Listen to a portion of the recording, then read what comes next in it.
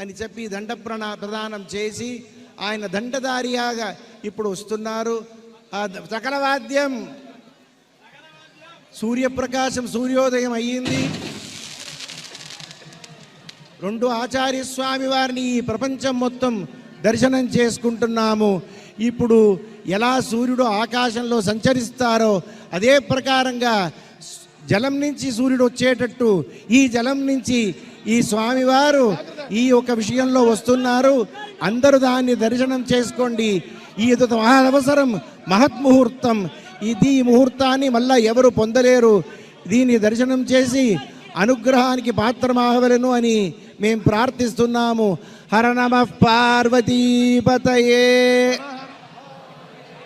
జయ జయ Shankara, జయ జయ Shankara, జయ జయ Shankara.